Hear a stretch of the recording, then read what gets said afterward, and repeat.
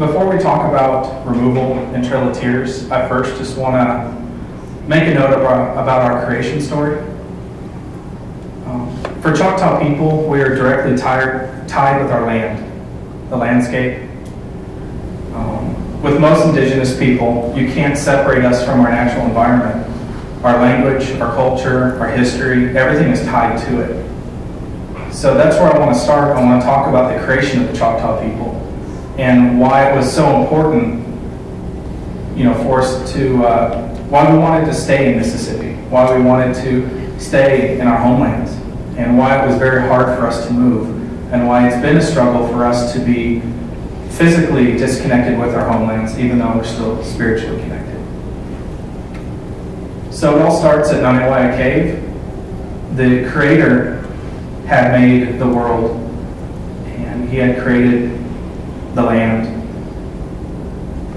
And He wanted to create people to act as stewards, people that would take care of the land and the animals and the plants.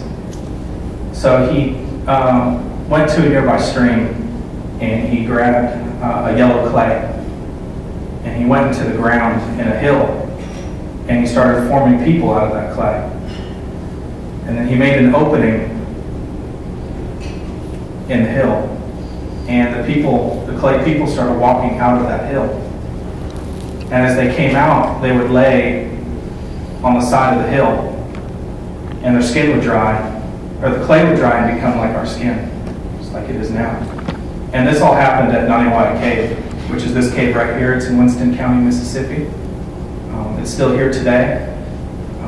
We're fortunate enough that this sacred area is owned by the Mississippi Band of Choctaw Indians. So it's one of the few sacred areas that's still owned, the most important sacred area that's owned by Choctaw people still today. Just a few miles away, in honor of the Creator, we built a mound called Naniwaya. Naniwaya is our mother mound. It's the mound that we still visit. I try to visit it at least once a year when I go out to play stickball. I know there's other families that, try to go out and visit it at least once in their life. But it's an area that is the center of the Choctaw homeland. And, it's part of the direct connection that we have with God, with the Creator. And it's tied to that stewardship that the Creator expects us to still keep. Even though we're not there in our homelands, we're still expected to be stewards of them. These are the Choctaw homelands, parts of Mississippi, Alabama, and Louisiana. This is in the 1750s. So through time, our homelands have changed. Just as our identity as Choctaw people have kind of changed through time. So originally we were a small tribe. And throughout the 16 and 1700s, we got bigger and bigger as we absorbed other tribes that were being misplaced due to disease and warfare and other things. But together we, created a way of life that was sustainable, and a way of life that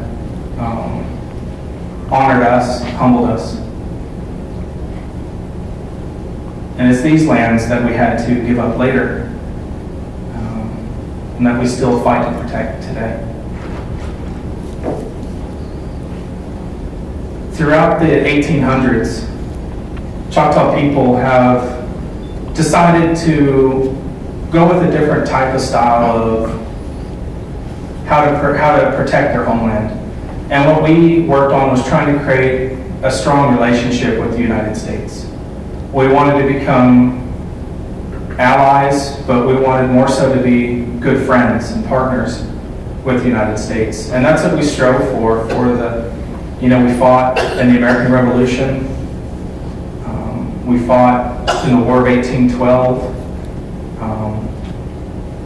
Pushmataha in the center, was a brigadier general in Jackson's army, as we fought to protect ourselves, but also to create that bond and that relationship with Andrew Jackson. And these are other two leaders of that time period, Tubby to the left and Peter Pitchland to the right. Mashola Tubby worked also, like Pushmataha did, to try to create a strong relationship. They were both present at almost all of our treaties up until a later date. And Peter Pitchland to the right, I'm going to read a story tomorrow that was in some of his papers. We don't know who it was written by, but you know, at that time he was a strong leader too. And it was strong Choctaw leadership that got us through this time period. You know, helped the people, you know, told their leaders what they needed, and the leaders did their best to do what was right for everybody, not themselves, but everybody.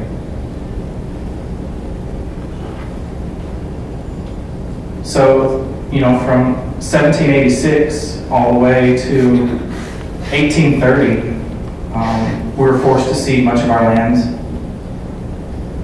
Over in the bottom right corner, it starts 1801, 1802, 1803, 1805. After 1805, we were told we wouldn't have to cede any more lands to the United States. It's all that they needed to help protect the Gulf. And that's when we fought in the Creek Wars and the War of 1812. Helped Jackson defend at the Battle of New Orleans in 1815. And then 1816 rolls around and they want some more lands in Alabama. So by 1820, we still have two of our largest areas where our homelands, where all of our villages are at. And you know, it was hard for Choctaw people, but in 1820 we had to cede at the Treaty of Doak-Stan, we had to cede land. Jackson himself was there, and we thought, oh, this is great, you know, Jackson's a good friend, he's a good ally, and he threatened us.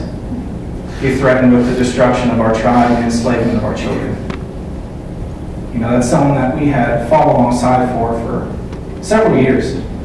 And to turn around like that, you know, we saw his true face, we saw his true agenda. But there was good that came out of that treaty too. All the lands that you see over in Arkansas and Oklahoma, those are the lands that were given to the Choctaws in 1820. And, you know, present day we see that all of that land was taken, but in 1825, a part of Arkansas was taken. But in 1830 is after the Indian Removal Act. We're forced to sign the Treaty of Dancing Rabbit Creek. And, you know, at that treaty, the Choctaw people said, no, you will not cede our lands. They told all the chiefs, you will not cede our lands. We will not move. This is where we were created. This is the land that, you know, God has given us. This is where all of our people are buried. This is where all of our ancestors and our family reside and still live. But the chiefs understood that if they wanted Choctaw people to stay sovereign, if we wanted to truly be a free people as God intended, we would have to move. And that was a tough choice that the chiefs had to make. And because of it, you know, they were all replaced immediately after signing the treaty. But they knew that it was the best for the community. They knew it was best for Choctaw people. So they did it anyway. And that's when we see our removals. You know, Choctaw removals were some of the first. They weren't very pretty. You know, we weren't necessarily held at gunpoint. A lot of it was self-removal. You know, with some married friends to help guide us along. But that's sarcasm. But you can see it's not just one or two trails. And it's not just one or two routes. You can look on this map. It's a static map. You know, I apologize. I hope to get a map that works better. But you know, there's over 27 different routes that were taken from 1830 all the way to 1903. So it's, you know, a lot of people died in the 1830. 31, 32, 33, 35, and 38 removals. Our core removals were the 1831, 32, 33. That's most commonly referred to as the Trail of Tears. Originally, a Choctaw chief coined it as the Trail of Tears and Death, but they kind of dropped off the and death part. That didn't sound good in the newspaper. So, but You know, in 1835, more Choctaws were moved. In 1838, more Choctaws were moved. Some estimates say about 15,000, some say about 20. It's hard to tell because so many moved on their own, as well as with the government rules. But we know about 25 to 30% of our people passed away. A lot of it was due to disease, a lot of it was due to the weather, but really it was just the negligence of the United States government at that time. That led to a lot of it. So, you know, and we think, you know, that's it when you hear about Choctaw removals, which aren't really well known about. But once you get done with, you know, you hear Trail of Tears for Choctaws. And, okay, 1833, and that was the last one. But you have 35 and 38, and you have 1845, 1846, 1847, 1848, 1849. Over 5,000 Choctaws were removed in those 1840 removals. And since Francine's in here, I guess I should also talk about, you know, there was lots of horses that were moved as well, Choctaw ponies. And I'm trying to work on making a removal route for our ponies as well, I promises. But, you know, what we see is, you know, Choctaws are not wanting to leave. And every time they do a removal, there's more Choctaws that are still there. And there's more that they can't seem to, you know, uproot. And that's because we have a strong connection with our homeland. That's why the Mississippi Band of Choctaws is a federally recognized tribe. They're still there today. They're formed from a lot of the Choctaws that stayed. They were promised in Article 14 of Dancing Rabbit Creek that they could become U.S. citizens and they could stay. The government did not abide by those rules. Article 14 was dismissed, pretty much. I mean, it was still there, but people weren't able to sign up in the time frame. And then there's all these court cases and everything else later on. It's really complicated. But, you know, our people didn't want to leave, so they tried everything they could to stay. And many of them, you know, risked their lives. A lot of them, I mean, we weren't U.S. citizens until the 1900s. So any Choctaws in the area that stayed, they were treated, you know, better or worse than animals too. I mean, there were groups that would just go out and just go hunting Choctaws. You know, so our people have faced a lot of sad moments. But that's why we want to tell you about another moment. So I'm going to let Deanna kind of lead up and talk about the 1903 removal. But, you know, it's another removal that a lot of people don't know about. It's, you know, I didn't know about it for years. But it's another important part of our history as Oklahoma Choctaws, but as Choctaws in general. I mean, you look at the traditional dress that we wear today, our diamonds and our dresses, those come from Mississippi Choctaws that came on the 1903 removal. That was something that they brought. The revitalization of stomp dance for Choctaws, that was also part of that was brought by the removals in 1902 and 1903 as well. So there's a lot of history there that, you know, we still want to learn more about. We still want to talk with our people and see what stories they still have. And, you know, maybe explore some more and resources that haven't been, you know, uncovered, transcribed, digitized. But that's what we rely on a lot of you guys for too. You know, we don't have the ability to go out and do research every day. We don't have the ability to go out and dig in archives. So, you know, we're lucky to have friends and partners. And that's why, you know, I really enjoy coming to this conference. But anyway, I'll come back and I'll talk a little bit more at the end. But I want Deanna to kind of give her story. Not just her family story, but the story of her and how she's kind of gone through all this research these last few years. So, I wear a few different hats. As Ryan mentioned, I'm the NAGPRA Liaison for the Choctaw Nation of Oklahoma, and I work very closely with Ryan and Dr. Ian Thompson and Jennifer Byram. But one of my roles is a research archaeologist with our tribal archaeology program, and this is how I became very interested in conducting the Trail of Tears research I will share with you today. When I first started with our department, I distinctly remember one of our conversations turned to our CDIB cards and their differences. I assumed that being Choctaw, all Choctaws originated from Mississippi, so that is why my CDIB card noted that I was Mississippi Choctaw. Apparently, this is not the entire story.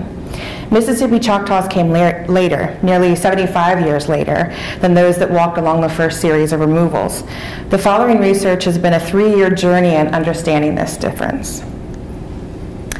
As we share this information today, we hope that it opens up discussion to learn more about these events in history. We hope that individuals can fill the gaps in their family histories, but ultimately we want to honor those ancestors that left their homes in Mississippi and Louisiana during these last removals. Their courage, their loss, their sacrifice, their resilient spirit lives on when we remember. I know personally I am who I am today in part because of these brave women that took a train to Indian Territory. I pay my respect to Phoebe, Mary, and Hattie Saki today, as well as all of those that came before and during this period of removals. With Oklahoma statehood fast approaching, the U.S. Congress sought to dissolve the Choctaw Nation of Oklahoma and redistribute land to individual tribal members. The General Allotment Act, or Dawes Act, was enacted for this purpose on February 8, 1887, and it outlined 5 provisions in the act. The first, the President of the United States shall allot tribal lands in designated quantities. The second, each allottee will make their own selection of land, and if they fail or refuse, then a government agent will make the selection for them. Third, titles were continued in trust for 25 years or longer at the President's discretion. Then, citizenship in the United States was conferred to the allottee with various conditions. Finally, surplus tribal lands remaining after allotment might be sold back to the United States. For this, a special commission to the 5 civilized tribes, known as the Dawes Commission, was established in 1893. 5 years later, in 1898, the Curtis Act made it the duty of this commission to compile a roll of all eligible Choctaw, including those who lived in Mississippi, that could establish their identities under Article 14 of the Treaty of Dancing Rabbit Creek in 1830, and share in the distribution of land to individual tribal members. After establishing a headquarters in Meridian, Mississippi, A.S. McKinnon, a member of the commission, identified 2,240 Mississippi Choctaws that were eligible for land allotments. This number was low, considering the few stops they made, the cold weather, and the apprehension to register. The deadlines for applications for citizenship were set for December 1st, 1905. The deadline for applications for minor children of enrolled members was established at March 4th, 1906. The final date for closing of the rolls was March 4th, 1907. Since many Choctaw could not afford their own immigration expenses out west, speculators stepped in to offer financial assistance in exchange for liens on their allotted lands. With the claim that they had the hold on the best plots of land in Indian Territory, many Choctaw families took advantage of what appeared to be a good deal. Hundreds of contracts were signed. Realizing the serious problem speculators posed, on March 3, 1903, Congress changed its position in financially assisting Mississippi Choctaws move out west and allocated $20,000 to the Dawes Commission for the removal of all eligible Mississippi Choctaw to avoid being taken advantage of. Over 4 months later, H. Van H. Smith arrived on July 27, 1903, and immediately issued a notice to full-blood Mississippi Choctaws to contact him to provide free transportation and free rations. On July 29, 1903, Smith reported to the Dawes Commission that 1,100 Choctaws were resettled in Indian Territory from land speculators, with 1,000 or more prepared to leave over the next few months, all without the support of the federal government. Identified eligible Mississippi Choctaw faced great uncertainty and did not make the decision to immigrate west lightly. As Ryan mentioned, our connection to the landscape was one, but some worried about tending their crops and paying off their debts to the sharecrop farmers they were indebted to. Even with upcoming harvests, Mississippi Choctaw were heavily dependent on local merchants and farmers, a fact local farmers and merchants took full advantage of when playing on their guilt. They went so far as to discourage their immigration by fostering doubts of Smith's authority and a valid government-supported removal. With so little time before the departure, Smith could not convince every Mississippi Choctaw of his authority or help reconcile the fact the federal government would not pay off their unpaid debts. Others would not make the journey because family and loved ones were not physically strong enough to withstand the trek west by rail. Unfortunately, unless an individual was present at the land office to enroll, they were not allotted land. Smith informed Mississippi Choctaw that no allotments would be granted for family members living in Mississippi. Smith contracted the Queen and Crescent Railroad for $11.50 per adult and $5.75 per child, with no charge for children under 5 years old. Each passenger was allowed 150 pounds of luggage and with larger items shipped separately. The train was set to leave Meridian, Mississippi on Wednesday, August 12, 1903 at 3 p.m. By August 10th, over 150 Choctaw set to immigrate were in Meridian at a campground with rations, provisions, and medical care. The journey was set to begin on August 12th. All eligible Choctaw needed to be at the encampment on August 11th. Speculators increased their efforts at this time. They offered whiskey and money as enticements to sign contracts to go west with them instead of with Smith's accompaniment. They insisted that the government meant to put the Mississippi Choctaw on the worst land possible. So desperate for contracts, one company-backed speculator known simply as Edward from Ardmore and documents circulated handbills of an impromptu stickball game the morning of the departure at 10 a.m. This game ultimately hoped to delay Choctaw travelers for their meeting on the train platform. Once players deserted their fellow travelers and missed their scheduled departure, they would be forced to go to Indian Territory with awaiting land speculators instead. Understanding this to be a stall tactic, Smith held the train, rushed to the lead players, explained the circumstances, and held everyone at the train by 5. They made several stops outside Meridian on their way to Texas to pick up additional Choctaws, including one in Monroe, Louisiana. In Dallas, they transferred to the Missouri, Kansas, Texas Railroad and headed north to Denison, Texas. The train arrived in Atoka at midnight, August 13th, 1903, in the wake of evening showers. The Dawes Commission had selected Atoka as a destination for the Mississippi Choctaw. It was conveniently located on the railroad, and the Atoka Land Office had been previously established there. A parcel of land was selected 3 miles southwest of Atoka, and small switch at the Mary Ann Brown Spring for the encampment of 400 total Mississippi Choctaws. 9 by 9 tents were erected in the encampment for the shelter and the arriving Choctaw. The Atoka firm, Reynolds & Sample, provided rations and utensils to use in preparing food. Short of a month later, on September 9th, Hango contracted Atoka doctors J.S. Fulton and T.J. Long, since a great number of the Mississippi Choctaw, especially children, came down with chills, fever, diarrhea, flux, colds, and even pneumonia. Since some had died, he wanted to prevent an epidemic and the Dawes Commission looking badly in the public eye. He began to make selections for allotment nearby prior to their arrival because he thought the special agents could pick out the parcels with their expertise and save on the expense of taking prospective dwellers to pick out their own parcels. The land to choose from had been used for cattle ranching and were heavily wooded, not for agricultural purposes. On September 2nd, 1903, the Choctaw Land Office made allotments to 66 of these Mississippi Choctaw. The first group were escorted by William Folsom of Atoka to Bennington. Each family were given 1 hammer, 1 axe, 1 saw, 1 hatchet, and 1 froe, and a cost of $3 for each set to build a cabin. Each family was given 30 days of groceries. On September 29th, Engel wrote to Agent Smith asking him to purchase additional tents for the Choctaw at Bennington until their cabins were constructed, and asked Mr. Bayless, responsible for placing them on their allotment, to encourage all occupants to hurry and construct their cabin within 7 to 10 days in order to return the tent to loan to others that were coming.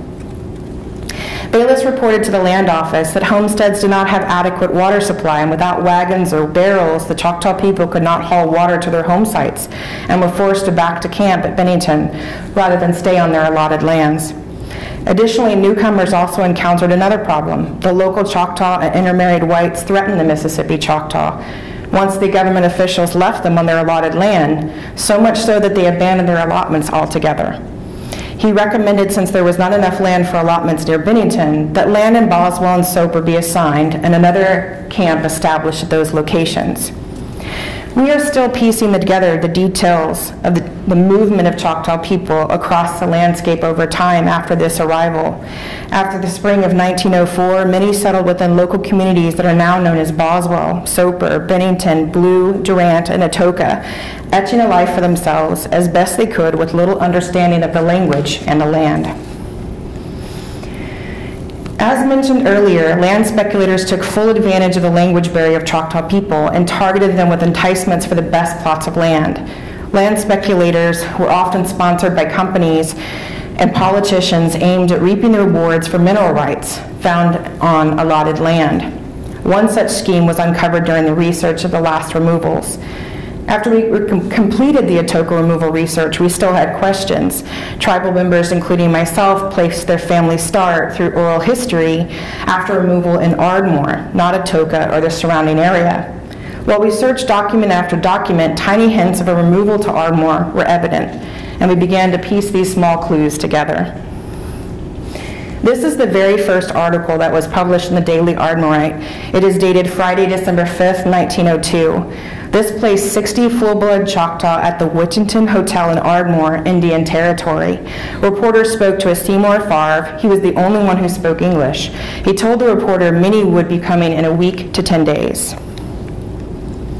Searching through articles in the days after this article ran, we found on Sunday, December 7th, 1902, that J.E. Arnold was to bring 1,000 more Choctaws by January 1903. And then on Friday, December 26, 1902, we see that this same J.E. Arnold, a Gina Tippett, and C. Peacher provided a Christmas dinner in Ardmore, Indian Territory, and also in Meridian, Mississippi, to the Choctaw in Ardmore, and also for those preparing to leave Mississippi. On January 8, 1903, the Daily Ardmorite reported 160 more Mississippi Choctaw arrived in Ardmore by train. They were also housed in the Love Building, bringing the total to 287. The article stated 300 more were on their way the following week.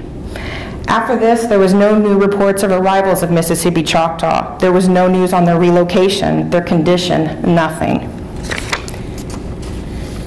Until January 25th, 1903, we see Amy Smith, 80 years old, died of consumption at the Love Building.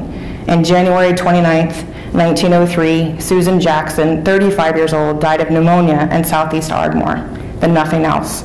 The article stopped mentioning Mississippi Choctaw altogether. From what we can tell, beginning on December 5th, 1902, J.E. Arnold, an attorney from Ardmore, organized several waves of migrations of Mississippi Choctaw people. They rode along the Santa Fe Railroad line to Gainesville, Texas, before turning north to Ardmore and Indian Territory. He specifically targeted full-blood traditional Choctaw people, but speak little to no English. He did this because full-blood Choctaws were thought to be easily identifiable, and they would have no objections to their claims. These Choctaw people lived together in communities away from society. Of these, quite a number of them practiced traditional medicine. He was backed by a group of men forming an investment company, much like the Choctaw Investment Company, that aimed to place liens on Choctaw allotted land for up to half of their allotments. By the closing of the Dawes Rolls in 1907, J.E. Arnold and his financial backers claimed to have liens on over 90% of Mississippi Choctaw allotted lands. This company of men sought to sell each of the Mississippi Choctaw into slavery. It does not know who he planned to sell them to or how he planned to evade the 13th Amendment, but each of the Mississippi Choctaw were brought to Indian Territory to be sold. Having signed contracts that they could not read, they were loaded onto boxcars, and once in Ardmore, they were essentially imprisoned in the Love Building, east of the Santa Fe Railroad tracks. They had no sanitation, no heat, no ventilation, and inadequate food for the duration of the brutal winter. We later learned that these Mississippi Choctaw were moved out into satellite communities surrounding Ardmore. Apparently, the citizens of Ardmore did not like the congregation of so many Mississippi Choctaw in one location. near the downtown area. So they were moved onto farms and land in the immediate area, south as far as Marietta, to the east in the Yellow Hills and Overbrook, and north as far as Purcell. It is not known whether these landowners knew the full extent of the scam or not. Finally, in early spring, someone alerted the 5 Civilized Commission to the scam and the condition of the Mississippi Choctaw. The 5 Civilized Commission responded by sending Horace Day to investigate. He arrived on February 12th at midnight, using the next better part of the week to interview Mississippi Choctaw families around Ardmore. He learned the financial backers of the enslavement scheme were M. McCormick, H. Drennan, and W.K. Pickford, who were expecting the sale of each Mississippi Choctaw for at least $100. J.E. Arnold had already sold at least one to a resident of Purcell, north of Ardmore. Day also learned that Arnold coaxed each of the stranded Mississippi Choctaw to Ardmore with the promise of a built home, horses, wagon, and ample supply of food and necessities in exchange for half of their allotted land for 3 years. Then they could purchase the land back. Instead, they were in colonies with 20 or more individuals in a one-room house, barely enough clothes to cover them, no food, no shoes, and in most desperate conditions. At least 10 died during the first month alone. Horace Day checked in on the condition of the Mississippi Choctaw near Atoka and reported their conditions were in stark contrast to those in Ardmore. We know little of what was done to rectify the situation. The report is unclear. The 5 Civilized Commission did not issue a statement, but Mississippi Choctaw were allotted their lands without liens later that spring. For this timeline, we are still ongoing with our research. We do know that on May 28, 1904, J.E. Arnold was disbarred. He was banned from holding contracts or doing any business within Indian Territory. He later filed a claim in excess of $350,000 for expenses in bringing Mississippi Choctaw to Oklahoma, but the Congress denied his claim. He shows up in history almost 10 years later in Mississippi, where he strongly advocated for the Mississippi Choctaw that did not make it to Indian Territory to get funds for land they did not receive. In this petition, Arnold would stand to get attorney's fees and oversights of the funds. Congress denied this petition. And finally, on June 28, 1934, we see one final attempt to get reimbursement for his expenses. Along with most of his co-conspirators, J.E. Arnold attempts to sue all Mississippi Choctaw for expenses incurred during the removal to Oklahoma. Congress dismissed this case. One of the things that I wanted to do after gathering all this information was to be able to locate the Love Building. That was really important to me.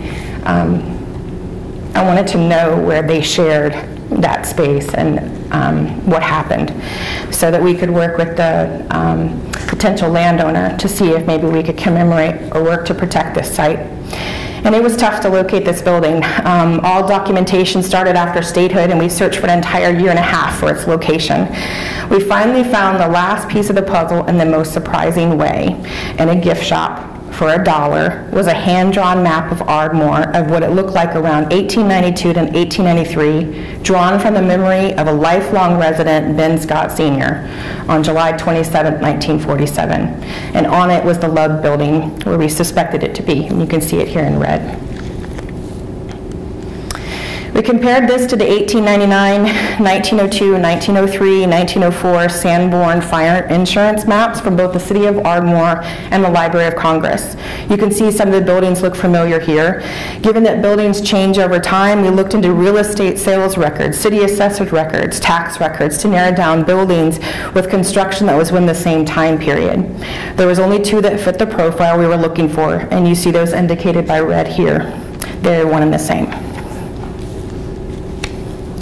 We have recently located the current owner, and we hope to protect this site in the future. I like to think that our ancestors lead us in this research, guide us, and help us find the answers we need to piece together these stories so we can honor them. It warmed my heart to know that the woman who owns this building is renovating the location to host weddings and celebrations, bringing positive energy to a space with such a dark past. Thank you, Deanna. Thank you very much. You know, Deanna's an excellent researcher, far more than I am. Sometimes I like to think I'm a researcher, but compared to the work that a lot of our staff do in cultural services, Deanna does great work. But especially, you know, what fuels her isn't just it being her family, but being, you know, this untold story, something that, you know, we wouldn't ever hear from this in Oklahoma history. We wouldn't hear from this in Mississippi history or Texas history. I hope one day, you know, it is in history books. But, you know, this is something where people were mistreated. Our people were mistreated. And it's important work, and I want to thank her for that.